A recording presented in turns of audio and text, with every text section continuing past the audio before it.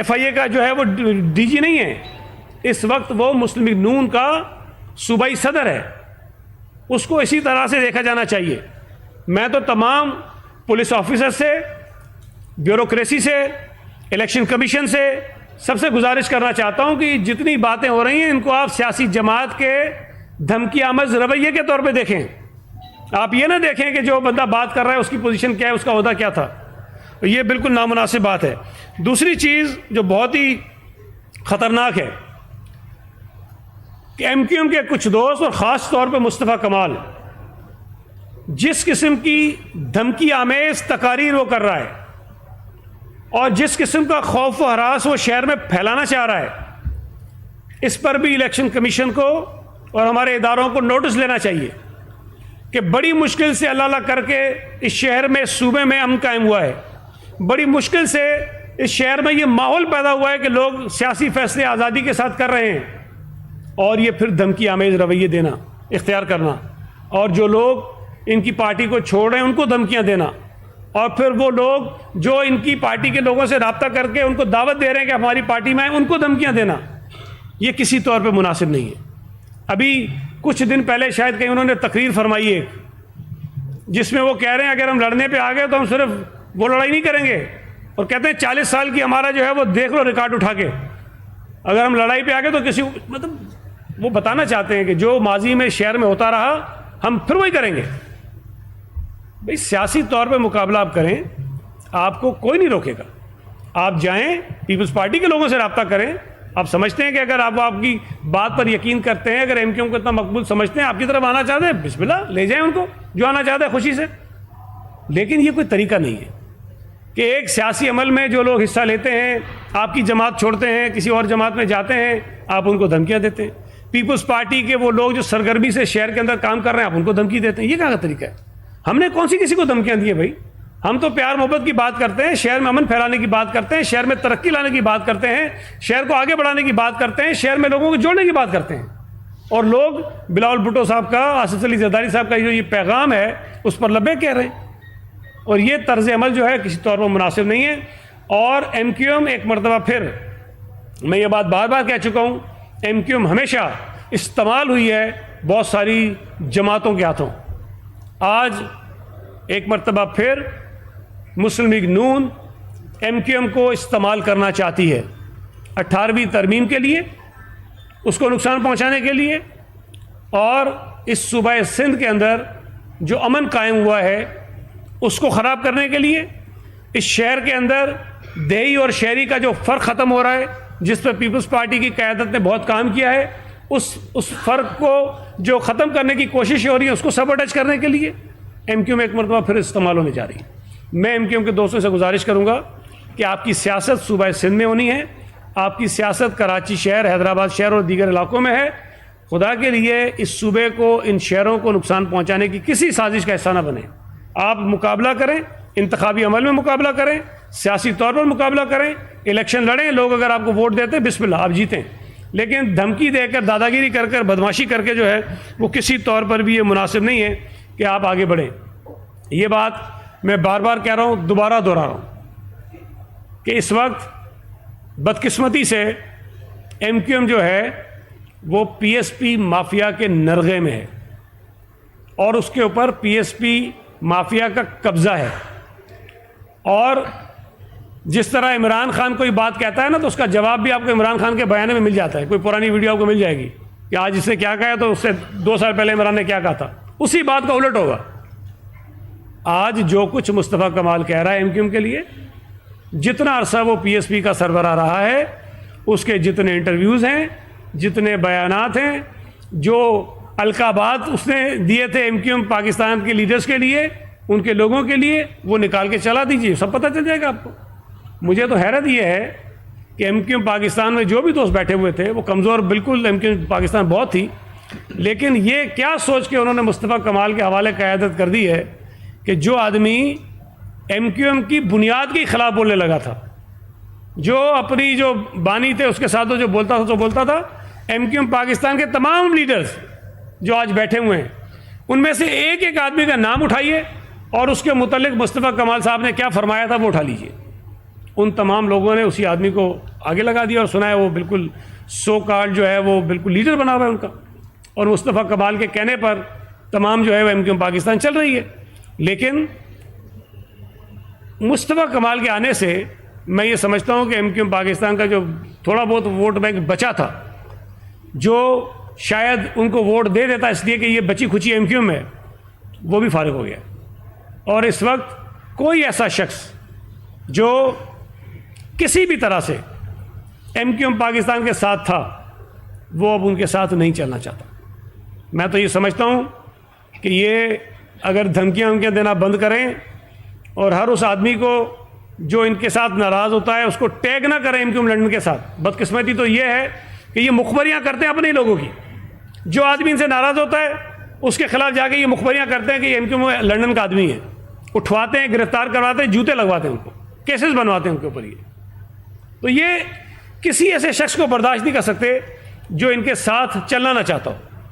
मैं ये समझता हूँ कि ये बहुत नामुनासिब बात है और इस किस्म की बातें इस शहर में जो अमन कायम हुआ है उसको नुकसान पहुँचाएंगी। इलेक्शन करीब हैं, MQM को या so called PSP plus MQM को या दीगर जमातों को अगर इलेक्शन लड़ना है तो वो आएँ, इलेक्शन लड़ें, हम उनका मुकाबला करेंगे सियासी तौर पर।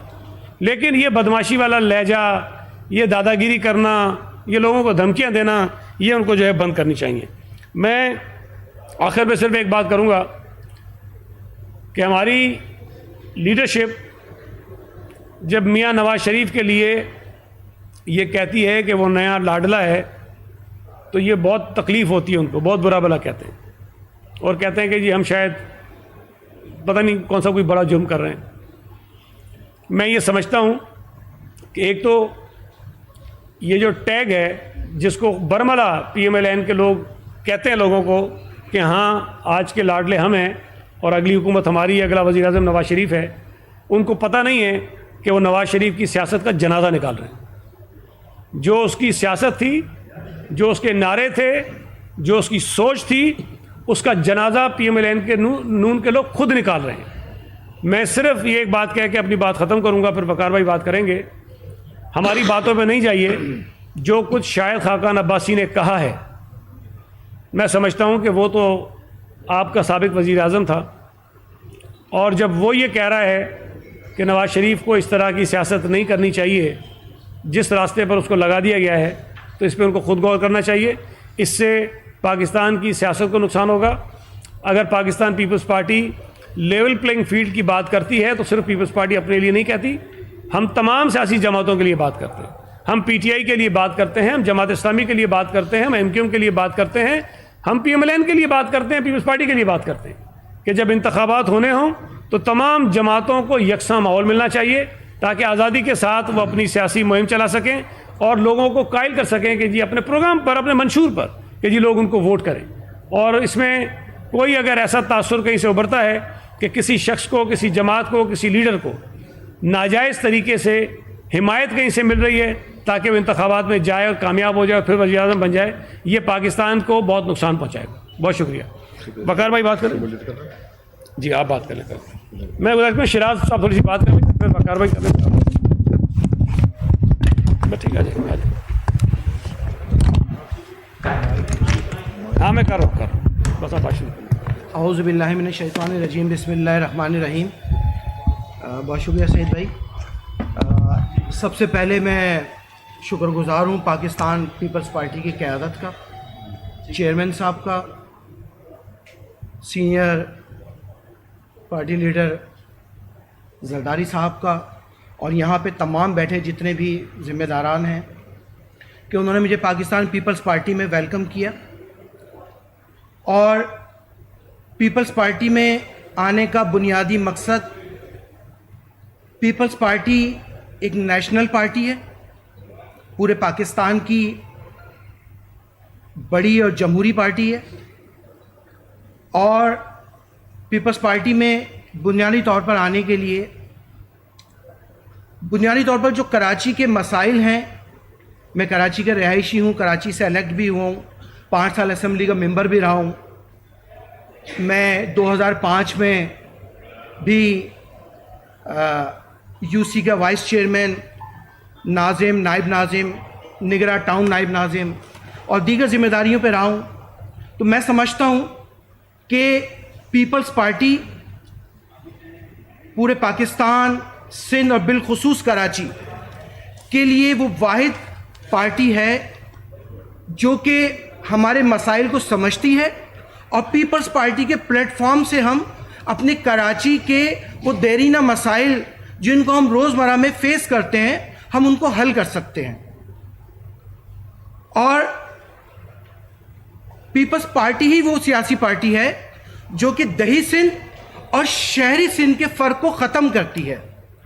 और जैसा कि चेयरमैन साहब का मैसेज है कि नफ़रत और तकसीम की सियासत को ख़त्म होना चाहिए, यही तरक्की का रास्ता है।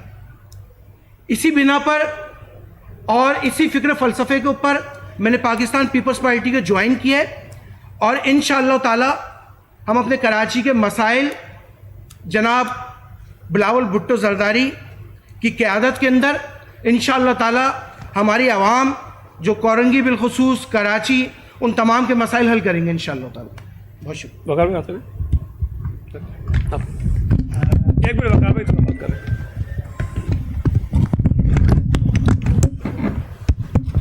बिस्मिल्लाहिर्रहमानिर्रहीम।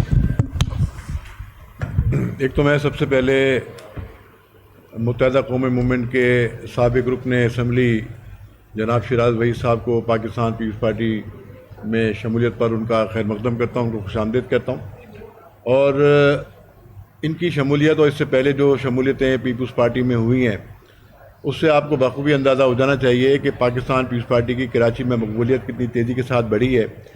जब भी हमारे दोस्त जो MQM के साबिक़ अरकान कौमी असम्बली भी रहे, सूबाई भी रहे, और वो जोक दर जोक जो है वो पाकिस्तान पीपल्स पार्टी में शमूलियत अख्तियार कर रहे हैं। और ये बिलावल भुट्टो जरदारी साहब के विजन और बिलावल भुट्टो जरदारी साहब का जो कराची के हवाले से जो तरक्की का एक प्लान है और जो सिलसिला है, उसको देखते हुए ये साथी हमारे साथ शरीक हुए हैं, शामिल हुए हैं। और हम समझते हैं कि इनकी शमूलियत से पीपल्स पार्टी को बड़ी तक़वियत पहुँचेगी। और मैं आपको बता चलूँ कि इन्हीं शमूलियत की वजह से मुत्तहिदा कौमी मूवमेंट जो है वो बौखलाहट का शिकार है। हमारे बहुत सारे दोस्तों के साथ उन्होंने बहुत ही धमकी आमेज, लेकिन इन्हीं ने जुर्रत और हिम्मत का मुजाहरा किया और वो डटे हुए हैं और मुकाबला कर रहे हैं। और आपको मालूम है कि MQM जो कि जैसे सईद गनी साहब ने बताया कि वो इस वक्त PSP की जो क़यादत थी उसके कब्ज़े में है, और वो उस पर कब्ज़ा करके जो है वो एक अपना जो सिलसिला जो माजी का था MQM का वो जारी रखना चाहते हैं। और आपने देखा कि उसी हवाले से उन्होंने नफ़रत की, तकसीम की और इश्तियाल अंगेज़ी की सियासत शुरू की है। और कभी वो कहते हैं कि ये सिंधी सेक्रेटेरिएट है, कभी वो कहते हैं कि ये इस तरह से है। जनाब, पाकिस्तान पीपल्स पार्टी ने इस शहर में अमन के लिए उसकी हुकूमत ने बड़ी कुर्बानियाँ दी हैं, सिक्योरिटी फोर्सेस ने, पुलिस ने, पीपल्स पार्टी के कारकुनों ने, कराची के शहरियों ने।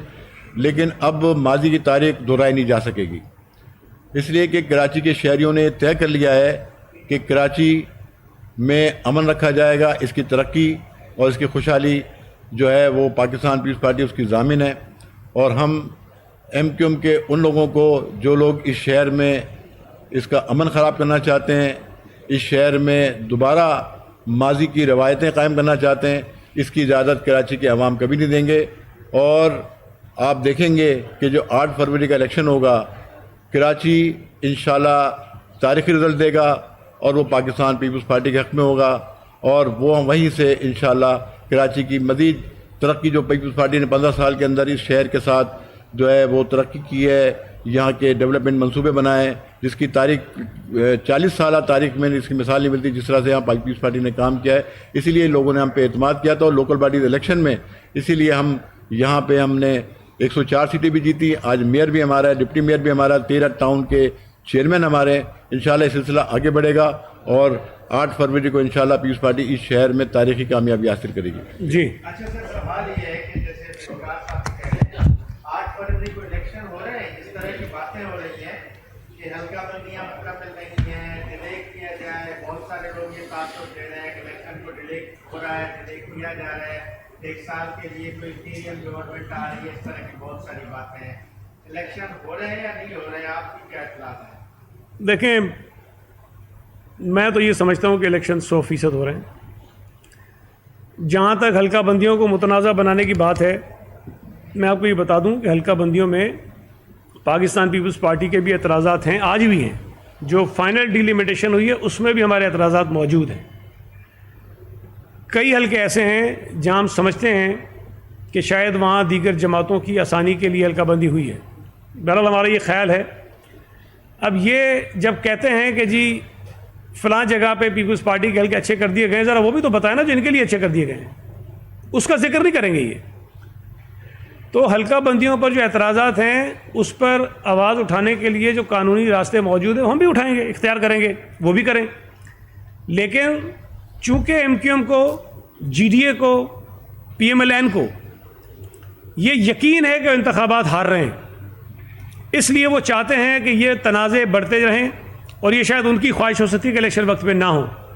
लेकिन पाकिस्तान पीपल्स पार्टी पहले दिन से, जब से साबिका जो हुकूमतें थीं उनका जी टर्म पूरी हुई थी 5 साल की, हम उस वक्त से ये कहते रहे कि इलेक्शन वक्त पे होने चाहिए, फ़ौरन होने चाहिए, और पीपल्स पार्टी उसके लिए तैयार है।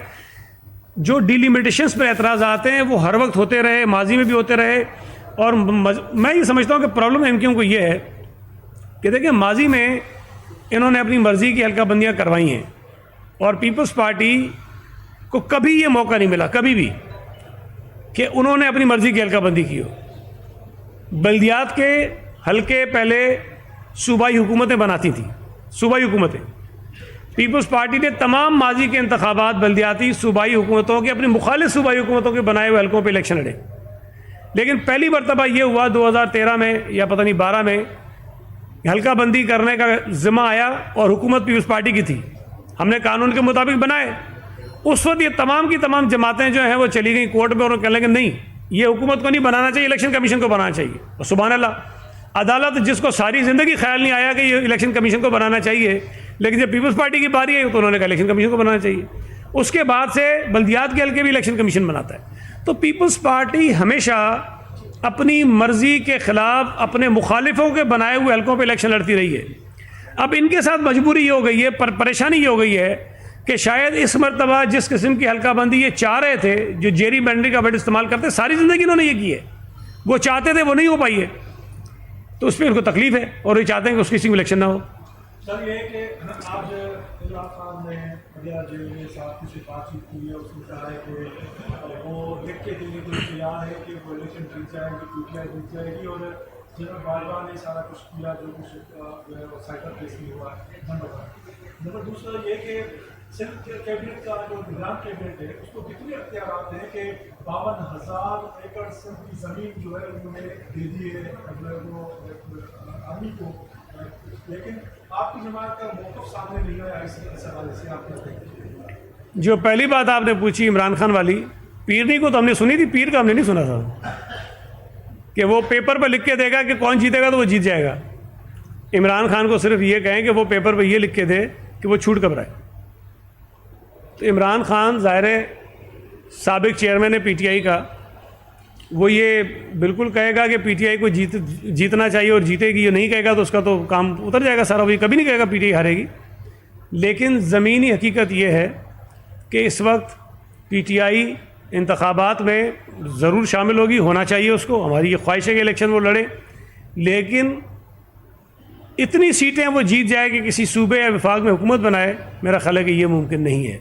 जिस अंदाज़ में, जिस तेज़ी से PTI को लोग छोड़ते जा रहे हैं, ये आने वाले दिनों में इसमें और तेज़ी आएगी और बहुत सारे लोग मज़ीद PTI को छोड़ेंगे।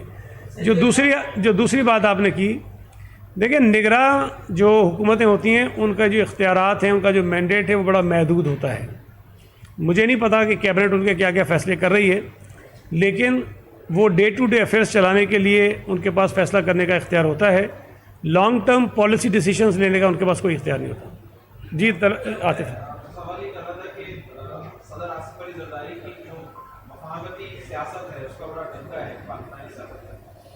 आपको और नासिर शाह को एक कमेटी बनाई गई है कि आप दीगर मुल्कों से मामला तय करें, GDA से आप नाराज हैं, एमकेएम से आपको परेशानी है, केजरीवाल एंटी पीपल्स पार्टी इत्तेहाद में बैठी है, बातचीत किससे करेंगे? आपने वो नोटिफिकेशन पढ़ा है पूरा? उसमें जमातें सिर्फ नहीं है, शख्सियात भी है, ठीक है। हाँ, तो पॉलिटिकल पर्सनैलिटीज, पॉलिटिकल पर्सनैलिटीज़ भी लिखा हुआ है। तो मेरा ख्याल है कि हम वो अपना काम कर रहे हैं और करते रहेंगे। ये जो आपको लग रहा है कि ये तमाम की तमाम जमातें हमारे ख़िलाफ़ खड़ी हैं, हो सकता है कि वो जो नाम और निशान है वो तो कहीं खड़ा रहे, उसके नीचे जो पहिए अगर वो निकल जाएं तो फिर वो पार्टियाँ चलेंगी कैसे? तो मेरा ख्याल है कि अभी आप इंतज़ार कीजिए, इंशाल्लाह ताला इलेक्शन में अभी 2-2.5 महीने हैं, तब तक बहुत सारा काम जो है बेहतर हो जाएगा और पीपल्स पार्टी पहले से ज़्यादा नशिस्तें लेगी कौमी सूबाई की, कम से कम सिंध की हद तक तो मैं वो यकीन से ला सकता हूँ। एक मिनट तलब भाई के बाद आप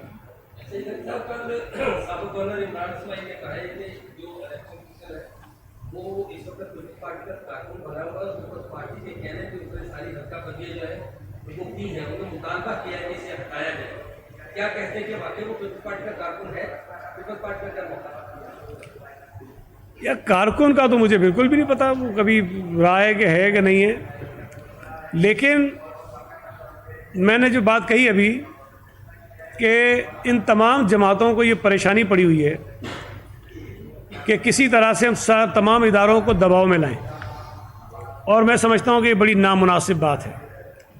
अगर किसी शख्स के ख़िलाफ़, किसी इदारे के ख़िलाफ़ कोई बात करनी है तो उसका कोई सबूत होना चाहिए। ये रेंडमली कह देना कि ये पीपल्स पार्टी का वर्कर है और ये सारा पीपल्स पार्टी के कहने पे कर रहा है, ये बड़ी नामुनासिब बात है। और मेरी तो गुजारिश होगी तमाम जमातों से, पीटीआई ने जो ये रविश इख्तियार की कि इदारों को अपनी सियासत की भींट चढ़ाया जाए, उसका इस मुल्क को, इस मुल्क के इदारों को बहुत नुकसान पहुँचा है। हमारे तमाम इदारे मुतनाज़ हो जाते हैं, इसलिए तमाम सियासी जमातों को और उनके लीडर्स को जो कम से कम आइनी इदारे हैं, कौमी इदारे हैं, उनको अपनी सियासत का निशाना नहीं बनाना चाहिए। आपको किसी शख्स से, किसी इदारे से कोई इख्तलाफ है, कोई नाराज़गी है या कोई आपका सबूत है तो वो ज़रूर सामने लेकर आइए कि जनाब इस शख्स ने ये काम जो है गलत किया है। मैंने सुना नहीं, मुझे आज किसी ने बताया कि शायद एमक्यूएम के किसी शख्स ने आज ये भी कहा कि पीपल्स पार्टी इलेक्शन कमीशन को पैसे दे रही है और पैसे दे के जो है वो कोई फैसले हम करवा रहे हैं। इससे बड़ा संगीन जो है इल्ज़ाम कोई और हो नहीं सकता। मैं तो इलेक्शन कमीशन से मुतालबा करूँगा कि वो इस पर ख़ुद नोटिस ले, जिन लोगों ने बात की उनके ख़िलाफ़ कार्रवाई करे, उनको बुलाए और उनसे इस इल्ज़ाम के शवाहिद मांगे कि वो कौन सा काम है जिसमें पीपल्स पार्टी ने पैसे दिए और पैसे दे के इलेक्शन कमीशन से काम करवाया है। हम तो एतराज़ उठाते हैं इलेक्शन कमीशन के बहुत सारे मामलात पर। देखें, जो तबादले हो रहे हैं, मैंने अभी उस पर बात की है कि ये नहीं होने चाहिए, वो इलेक्शन कमीशन की रजामंदी और उनके अप्रूवल से हो रहे हैं। तो मैं तो मुतालबा कर रहा हूँ कि ये अब ना करें, इलेक्शन कमीशन कर रहा है, ये गलत हो रहा है, ये नहीं होने चाहिए। इलेक्शन कमीशन ने डिलिमिटेशन जो की है उस पर हमें एतराज़ात हैं। जो पहली हुई थी हल्का बंदी, उस पर भी पीपल्स पार्टी के सबसे ज़्यादा एतराज़ात दाखिल हुए थे और वो एतराज़ात हमारे शायद इक्का दुक्का कोई माने गए, अक्सरियत उन एतराज़ात की मुस्तरद हो गई है। उसके बाद जो फाइनल डिलिमिटेशन हुई हमें उस पर भी एतराज़ात हैं। लेकिन मैं ये नहीं कहूँगा कि उन्होंने एमक्यूएम से पैसे ले लिए तो उन्होंने जीडीए से पैसे ले लिए तो उन्होंने किसी से पैसे ले लिए तो किसी का वर्कर बढ़ के काम किया, ये नामुनासिब बात है। इदारों को एक इदारे के तौर पे देखना चाहिए। गलतियां हो सकती हैं, कुछ चीज़ें हुई हों, लेकिन आपके पास लीगल फोरम मौजूद हैं, वहाँ जाकर अपना केस प्लीड कीजिए आप।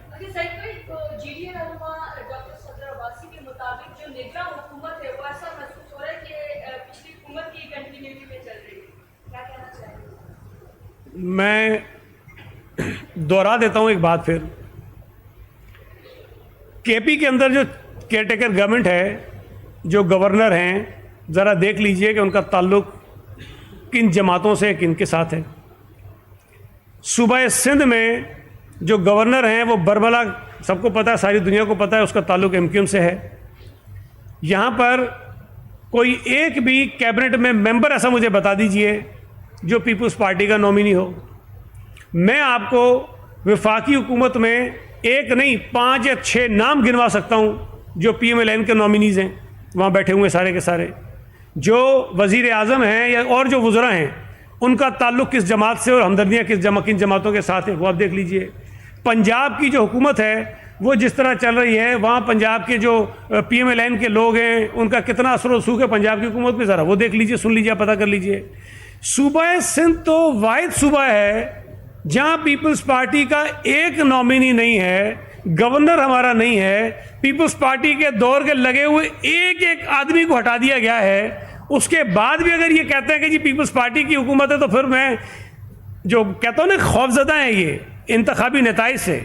ये खौफ नहीं तो और क्या है। अब ये क्या चाहते हैं कि इनकी मर्जी का चीफ मिनिस्टर लग जाए, इनकी मर्जी का IG लग जाए, इनकी मर्जी का चीफ सेक्रेटरी लग जाए।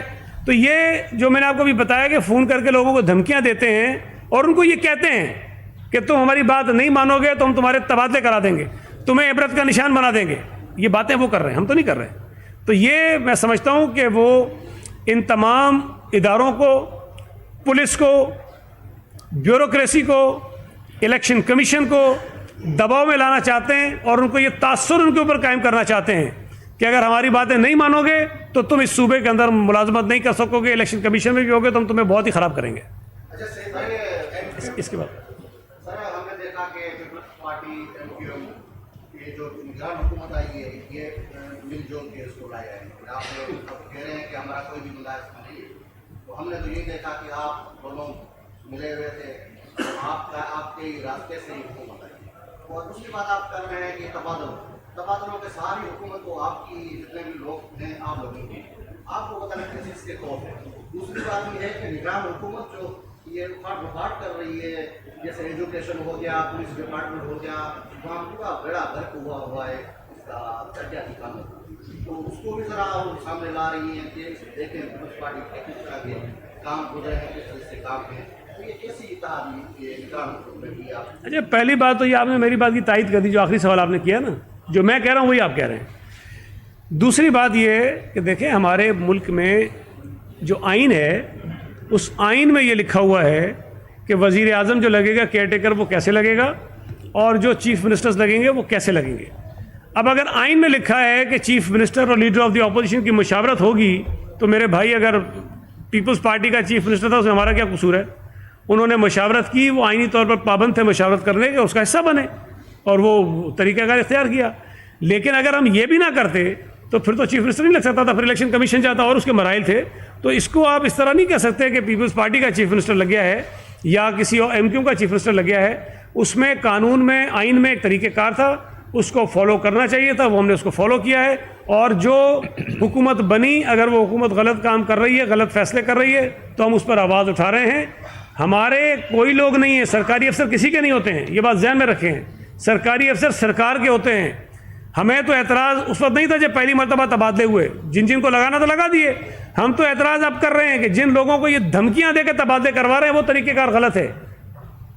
मेरा ख्याल है क्लियर हो गया होगा। अच्छा सही में पाकिस्तान पीपल्स पार्टी के पिछले चेयरमैन बादशाह है, MQM बाजी में भी आपके साथ रही हुआ, तो MQM की जो मौजूदा सियासत है, नून लीग से जो इत्तेहाद बनने जा रहा है, वो आइन में 2 तरामीम पर जब वो कहते हैं कि जो भी उस तरामीम में उनका साथ देंगे वो उनके साथ होंगे।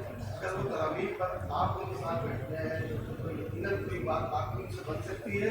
सियासत में जो कराची में हलचल है, इल्ज़ाम है, वो भी ख़त्म हो सकते हैं या पीपल्स पार्टी की तरामीम को नहीं चाहिए। देखें, ये तो MQM की ख्वाहिश और फरमाइश है ना, आप पीपल्स पार्टी का उससे क्या ताल्लुक़ है। उनका एक नुक्ता नज़र है जिसको वो पेश कर रहे हैं PMLN के सामने, उन्होंने रखा उनके सामने और उन्होंने बात मान ली है।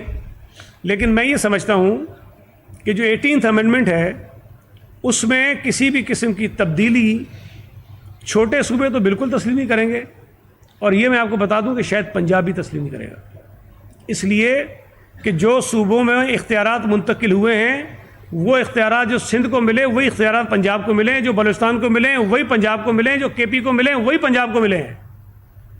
ये मुमकिन नहीं है कि सूबा अपने इख्तियारात किसी भी साजिश के नतीजे में दोबारा मुंतकिल कर दे वफाक को।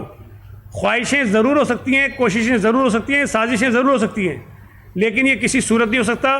और MQM ने अभी तो ये जिन जमातों को पेश किए वो जाने, MQM जाने, जब पीपल्स पार्टी के सामने आएंगी तो हम उस पर बात करेंगे। अभी तो उन्होंने हमसे बात नहीं की है ना।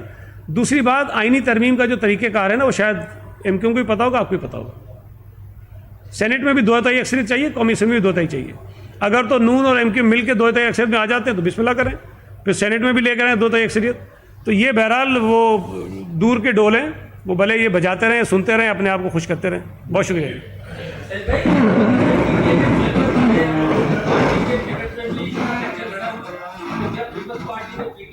वैसे मज़े की बात है, वो मेरे वकील भी रहे हैं।